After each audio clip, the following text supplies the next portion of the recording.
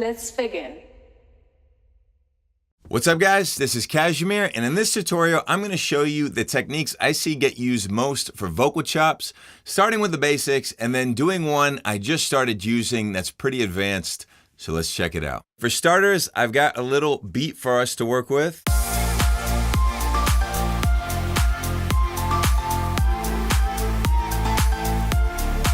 You guys might recognize this. This was a song I did called Around the World, but I took away all the leads so that we can make our own with a vocal chop. For a vocal chop, you of course need a vocal.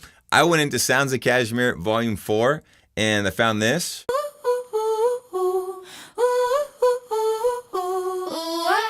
So we drag this in. It's in B minor. We're gonna wanna put it in our key, which is D minor, which I've done here. And then I'm going to consolidate it. So we take it, we put it up 3 semitones to get it to D minor. And now that it's warped to our tempo and it's in the right key, I'm just gonna hit Command J.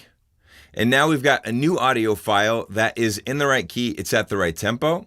And from here, we're gonna wanna chop it up into little segments. So we're gonna right click and we're going to go to Slice to New MIDI Track. And we can decide to use the transients, or we can do it based on a quarter note or an eighth note. If you do it based on transients, what you're gonna get is a sequence of little samples here, here, here, wherever Ableton detected a transient. And we can just go ahead, right click and do that. Transient.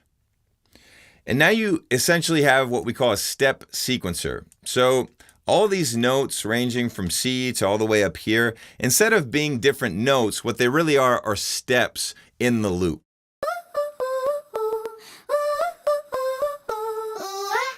So each one of these is a step. And now we can proceed to play around and make a little melody for ourselves. We're not changing any of the notes. The notes that were built into the audio file are gonna be the notes we have to work with, but we can chop it up into something cool like this. So just by taking this and rearranging them, we can get this.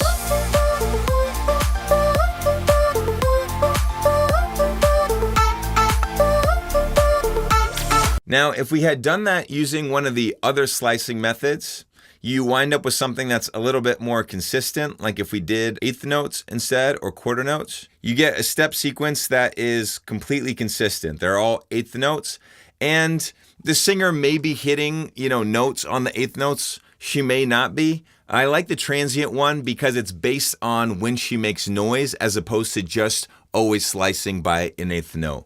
But both have their applications, and I encourage you guys to try each one. Using this method, either way, you're gonna get a step sequence, and then you can rearrange it like I've done here and get a pretty cool sounding drop melody.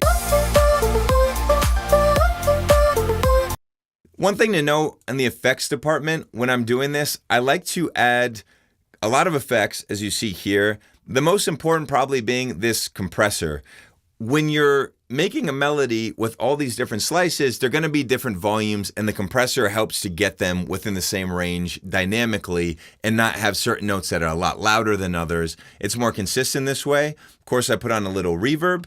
I put on a little bit of ping pong delay, and then I put it in the compressor. And by doing that, the compressor brings out a lot of the delay and the reverb when she's not doing a note, as opposed to without the compressor.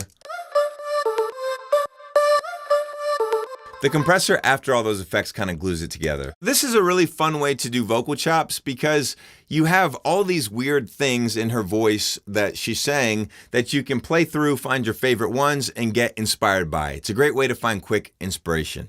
Now, the next method I'm gonna show you guys, you're just gonna bring in the vocal sample and you're gonna start pitching it around, but by using auto-tune, you are going to make sure that the notes are never out of key. For this, I used this vocal sample. And I started chopping it up, started taking this one over here, not even thinking yet about the key of our song. Take this, put that over here. And I wound up with this from chopping. And the important thing about this technique is this auto-tune here. So you can see I have auto-tune put into our scale of D minor, making sure that whatever pitch fluctuations we make as we go into Ableton, we got +10 here, we got +1 here, it's always going to stay in the key of our song, and it allows us to go up and down on the notes and experiment with what sounds best.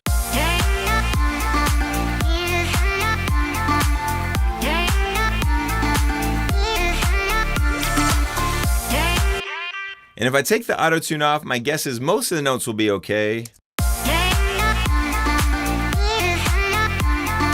Some of the notes are a little bit funky. That's why the auto-tune being on really helps, because you can just experiment, not have to worry if you're being in the key of your track. You can just sort of be creative. It's almost like having like a scale when you're doing MIDI. Ableton lets you have like a scale effect that makes sure you're never hitting the wrong notes. This is essentially the same thing, but for chopping up a vocal. So far, we've covered two basic concepts. One is the step sequencer way of doing a vocal chop. The other is the manual. Just put the audio in, chop it up, and use auto-tune to help make sure you're always staying in the key.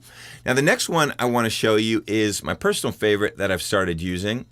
One thing you might notice is that we're kind of been bound to the note that the person sings, or we have to pitch it to be the note that we want. We're not really able to play it like an instrument where the MIDI note correlates with the note that the person is singing.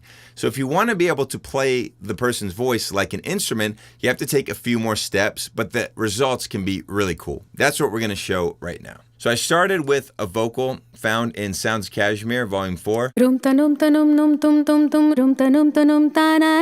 what we want to do is chop up a couple of the vowels. So vowels are things like A, E, I, O, U. So we got a tum. We like that. Let's keep that. We got a ta. And then a long ta. And then a na. Okay, cool. So what we want to do now is we want to figure out what the notes here are, because that is going to be important in a second. So we look at these guys, and I'll just Command J for the time being. I'll right click, I'll say convert melody to a new MIDI track. And we're going to see what notes are going on. We got a D, we got a C, got a D sharp, and another D. So nothing to do with that right now, just to keep that in mind. And I'm going to copy this MIDI track. Going to go back before we grouped it all together. We're just going to paste that MIDI track, and that's going to be a reference for us. We're going to make a simpler. I like simpler over sampler because it allows us to continue warping the sample as we sample it. In sampler, you don't have that option. I don't know why, but you don't. We're going to start with the first one here. We're going to set it to complex pro mode. We're going to group it. Maybe set a little bit of release here, open up the release. And we're going to duplicate that one. And we're going to take the next sample, put that here. By the way, guys, the way that I created this instrument rack was to take the first simpler and hit Command G. So if we go back a few steps, we just have the simpler. We hit Command G here, and we wind up with the group. And then we can expand the group like that. We've duplicated it. We have our second one, and we put our second sample into the second simpler. Now we make a third one, and we drag the third sample there. And we're finally going to make a fourth one, and we're going to drag this sample there. Now, the reason we wanted to know what those notes are is because we need to make all of these simplers play C when you're hitting a C note. And the way that we do that is go to our first one, which I believe was a D. We're just going to tell it to go down 2 semitones. That will make it a C. This one was already a C, so that's good. Next one is a D sharp and then a D. So for our third, we need it to go down 3 semitones to go from a D sharp to a D. And then the last one, we need to go down 2 semitones. What we wind up with is an instrument that we can play that sounds like this. So cool, they're all playing the same note, but they're all playing every sample at the same time. So we don't want that.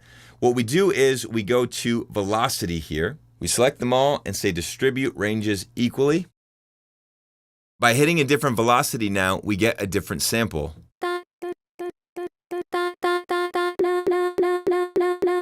So we got the na, we got the ta, but we want to make sure that the simplers are not changing the volume based on the velocity, which is a natural thing for a sampler to do. When you hit a note softer, the note is going to come out in a softer volume. But for this, we're using the velocity to choose what sample we're hearing. So we don't want it to affect the volume at all. We set the velocity to volume to 0, and we're just going to hit right click and then copy value to siblings. And now when we look at our other samplers, they all have velocity to volume at 0%, so that's great. And if we want to touch it up a little bit, we go in here and we can make sure that we're not getting anything cut off, maybe add a little attack to this one. So now we have all our different samples, and we can start to write a melody that changes the velocity of each note to get a different sample to come out. So let's just quickly write a little melody. All right, that's the first thing that came to my head. And we can change this. I'm holding Command to change the velocity.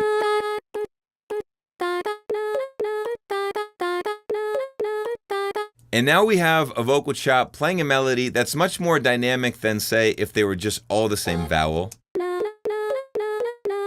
We get the option to pick the vowel for each note, which is more akin to how somebody would sing. They would have a different vowel, a different sound to each note.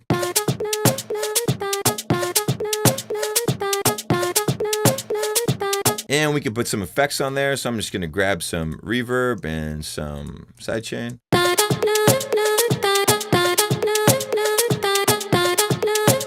And we can see that on this one, we're just getting a little bit of a clicking.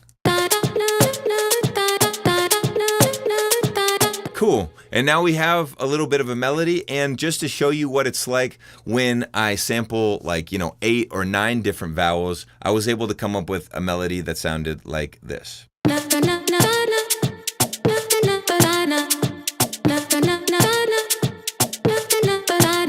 And in this case, I had a lot of samples to work with because I had sampled more. You could see here in the audio effect track. I think I had taken 1, 2, 3, 4, 5, 6, 7, 8, 9, 10. I took a lot, and it allowed me while I'm writing the melody to pick just the perfect sample for each note that I wanted, that I felt like made this melody work the best. So guys, this is a really cool way to make melodies using vocal chops that allow you to play it like an instrument, but get super precise with which vowel you want to hear on which note. I hope you guys have enjoyed this tutorial. This has been everything I know about vocal chops.